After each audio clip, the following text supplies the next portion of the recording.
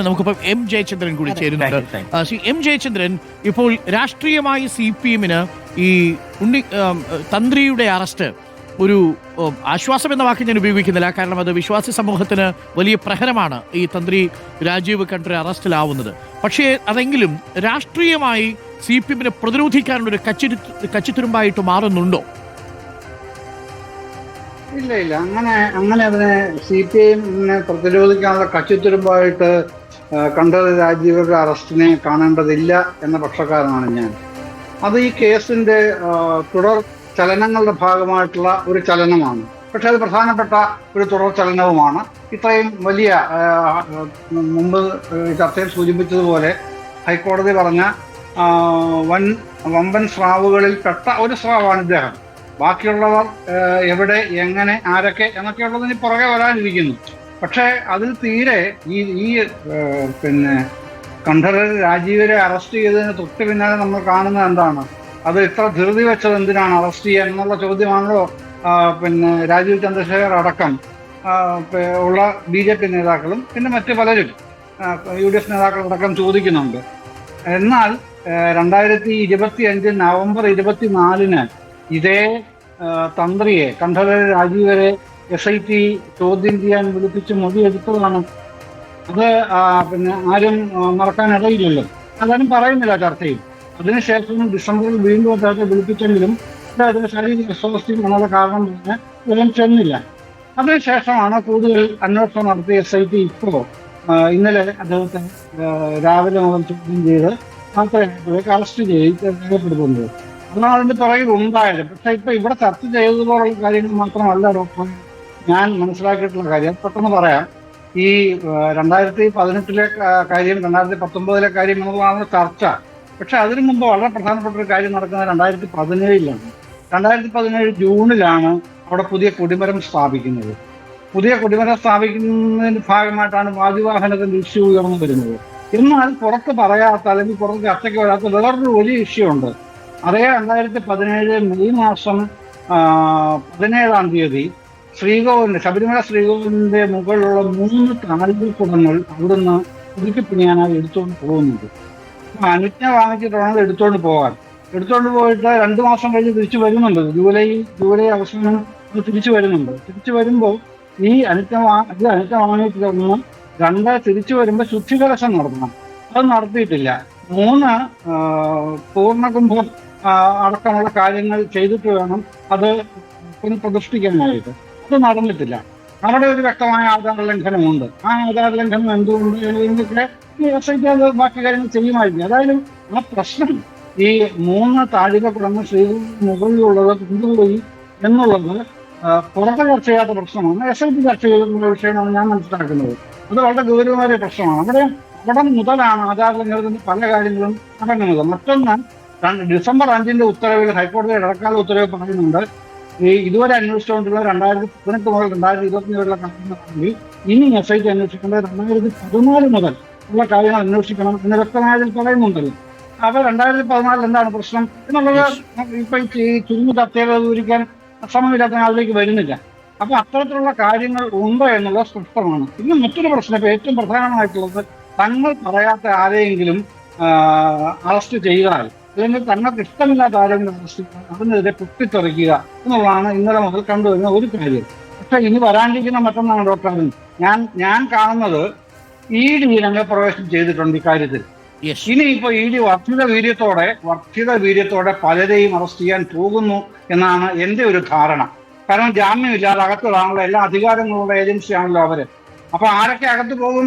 അതിൽ CPM നേതാക്കൾ പോകുമായിരിക്കും, UDFന്റെ നേതാക്കൾ പോകുമായിരിക്കും.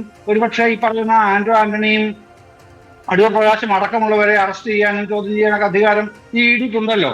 അതുകൊണ്ടാണ് ഒരു നിയന്ത്രിത രീതിയിൽ UDF കോൺഗ്രസ് നേതാക്കൾ ഇക്കാര്യത്തിൽ പ്രതികരണം നടത്തുന്നതെന്നാണ് ഞാൻ ധരിക്കുന്നത്. ഏതായാലും EDയുടെ രംഗപ്രവേശത്തോടുകൂടി അവർ ECI ഇട്ടല്ലോ, അതോടുകൂടി പുതിയ ഒരു ഘട്ടം ഈ കേസിൽ ആരംഭിക്കാൻ പോകുന്നു എന്ന് തന്നെയാണ് എന്റെ വിശ്വാസം. ഓക്കെ, ശ്രീ ജയചന്ദ്രൻ, മറ്റു ചോദ്യം നമുക്ക് ശരൺ നമുക്കൊപ്പം ഉണ്ട്. EDയുടെ വിവരം ശരൺ നമുക്ക് നൽകും. വളരെ വളരെ പ്രധാനപ്പെട്ട കാര്യമാണ്. സ്മരിക്കുന്നു. ഒരു ചോദ്യം കൂടി വേണമെങ്കിൽ നമുക്ക് ജയചന്ദ്രൻ. ജയചന്ദ്രൻ, താങ്കൾ ഇപ്പോൾ പറഞ്ഞു വെച്ചതിൽ ഒരു പ്രധാനപ്പെട്ട കാര്യം, കോൺഗ്രസിന് 2 നേതാക്കൾ ഒരുപക്ഷെ പിടിയിലായേക്കാം എന്ന് താങ്കൾ പറഞ്ഞു. ശരി, ഇതിനകത്ത് ഒരു പറയുന്ന പ്രധാനപ്പെട്ട പേര് ഇടതുപക്ഷത്തിന്റെ ഭാഗത്ത് നിന്ന് മുൻമന്ത്രി കടകംപള്ളി സുരേന്ദ്രനാണ്. ആ പേര് പറഞ്ഞില്ലല്ലോ. ഇഡി അങ്ങോട്ട് എത്തില്ലേ? ഞാനതാണ് പറഞ്ഞത്, ആരെ വേണമെങ്കിലും അറസ്റ്റ് ചെയ്യാം. അത് CPM-ന്റെ ഭാഗത്തു നിന്നാവാം, കോൺഗ്രസിന്റെ ഈ 2 MP-മാരുടെ പേര് പറയുകയാണ് ചെയ്തത്. അത് താങ്കൾ പറഞ്ഞതുപോലെ കടകംപള്ളി സുരേന്ദ്രനാകാം, ഒന്നുമില്ലാതെ ഇപ്പം നടക്കുന്ന നമ്മളിൽ ആരുമാകാം. ഇപ്പൊ എന്നെങ്കിലും വേണമെങ്കിൽ അത് ഇഡിക്ക് ഇക്കാര്യത്തിൽ അറസ്റ്റ് ചെയ്താൽ, അല്ലെങ്കിൽ താങ്കളെ അറസ്റ്റ് ചെയ്താൽ കൊല്ലം ചോദിക്കാനുണ്ടോ ആരെങ്കിലും? ഒന്നുമില്ല. അത് ഇഡിയുടെ അവകാശമാണ്. പരമാധികാരമുള്ള ഒരു സംവിധാനം. ജാമ്യം പോലും കൊടുക്കാതെ എത്ര കാലം വേണമെങ്കിലും തടവില്ല ഇടാം എന്നൊക്കെയുള്ളത് കിടക്കുകയാണ്. അപ്പൊ ഇത് ഒരു പ്രധാനപ്പെട്ട മറ്റൊരു കാര്യം ചൂണ്ടിക്കാണിക്കാനുള്ളത്, ഹൈറാർക്കിയിൽ ഏറ്റവും ലോ പ്രൊഫൈലായിട്ട് നിൽക്കുന്ന ഒരാളാണല്ലോ ഉണ്ണികൃഷ്ണൻ പോറ്റി ശബരിമലയിൽ. ആ ശബരിമലയിലെ ലോ പ്രൊഫൈലായിട്ട് നിൽക്കുന്ന ഒരാള് ശബരിമലയുടെ ഈ അയ്യപ്പന്റെ പ്രതിപുരുഷനായിട്ട് എങ്ങനെയാണ് VVIP ആയ സോണിയാഗാന്ധിയുടെ അടുത്ത് എത്തുക, എന്നിട്ട് അവർക്ക് ചരട് കെട്ടിക്കൊടുക്കുക, അല്ലെങ്കിൽ മറ്റൊന്നെങ്കിലും സമ്മാനം കൊടുക്കുക? അവരാവശ്യപ്പെട്ടാൽ, അവരുടെ രോഗത്തിന് വേണ്ടിയിട്ടാണോ, രോഗപരിഹാരത്തിന് വേണ്ടിയിട്ടാണോ ചരട് കെട്ടിക്കൊടുക്കാൻ ചെന്നതെന്ന് പറഞ്ഞതാരാണ്? ഈ അഭിനോക്കിയല്ലേ പറഞ്ഞത്. അപ്പൊ അങ്ങനെയാണെന്നുണ്ടെങ്കിൽ, അങ്ങനെ താല്പര്യം ഉണ്ടെങ്കിൽ സാക്ഷാൽ കണ്ഠരര് രാജീവര് തന്നെ അതിനുവേണ്ടി അവിടെ ചെല്ലാൻ തയ്യാറാണല്ലോ. കേരളത്തിൽ ഏറ്റവും വലിയ ഉഡായിപ്പുകാരനും തട്ടിപ്പുകാരനുമായ മോൺസൺ മാവുങ്കലിന്റെ മുമ്പിൽ പോയതേ വലിയ കുറ്റാന്വേഷണ വിദഗ്ധനാവുകയും കേരള സർക്കാർ വലിയ മികച്ച അന്വേഷണ ഉദ്യോഗസ്ഥനായിട്ട് കേരള പോലീസിനെ തലപ്പത്ത് കൊണ്ടുവച്ച നമ്മുടെ ലോക്നാഥ് ബെഹ്റയല്ലേ?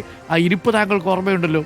കേരള പോലീസിന്റെ തലപ്പത്തിരിക്കുന്ന മനുഷ്യനെ മോൺസൺ മാവുങ്കൽ അംശവടി കാണിച്ച് പറ്റിച്ച നാടല്ലേ ഇത്? അപ്പോൾ സോണിയാഗാന്ധിയുടെ കയ്യിൽ പറ്റിച്ചു എന്നതല്ലാതെ വേറെ എന്താ പറയാൻ പറ്റുക? സോണിയാഗാന്ധിയുടെ കയ്യിൽ ആ ചരട് കെട്ടി കൊടുത്തത് ഒരു കീശാന്തിക്കാരൻ പോലും അല്ലാത്തയാളാണ്. സോണിയാഗാന്ധിയെ പറ്റിച്ചു എന്നല്ലേ നമുക്ക് പറയാൻ പറ്റുമോ? ഞാൻ സോണിയാഗാന്ധിയെ സംശയിക്കുകയല്ല ഡോക്ടർ. ഞാൻ അവരെ പറ്റി ആരോപിക്കുന്നുമില്ല. പക്ഷേ ഇഡിക്ക് ഇതൊക്കെ ധാരാളമാണെന്ന് ചൂണ്ടിക്കാണിക്കുക മാത്രമാണ് ചെയ്തത്. അറസ്റ്റിലായവരുടെ സാമ്പത്തിക കാര്യങ്ങൾ പരിശോധിക്കുന്നു, ക്രമക്കേട് കണ്ടെത്തിയാൽ അവരുടെ അക്കൗണ്ടുകൾ ഫ്രീസ് ചെയ്യും എന്നാണ് നമുക്ക് അറിയാൻ കഴിയുന്നത്. എല്ലാവരെയും കയറി അറസ്റ്റ് ചെയ്യുന്ന രൂപത്തിലേക്ക് പോകുക എന്നതല്ല. നിലവിൽ നമ്മുടെ മുന്നിലുള്ളത് അതാണ്.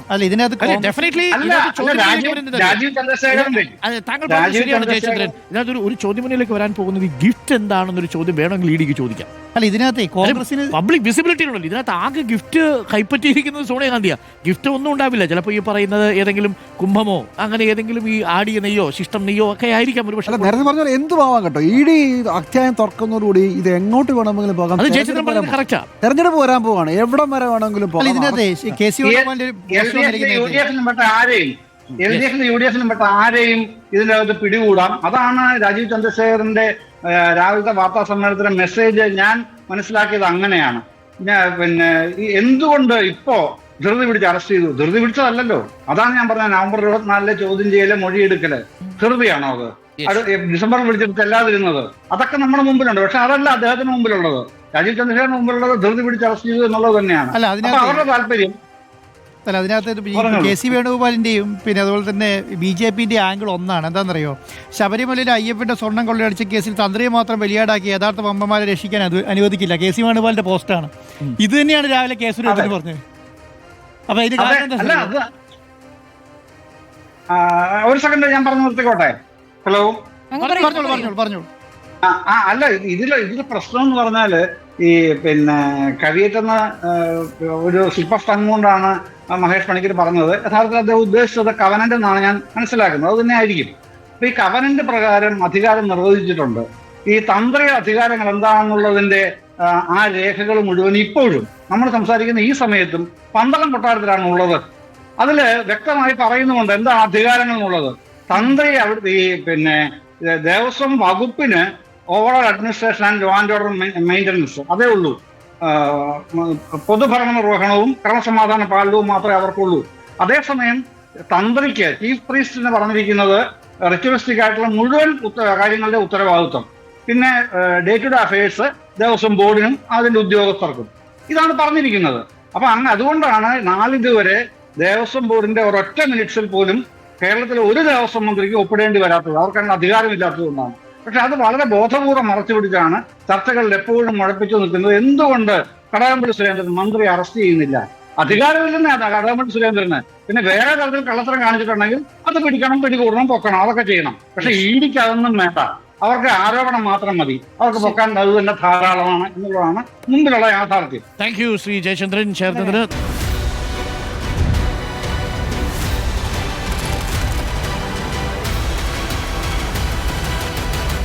Debate with Dr. Arun Kumar.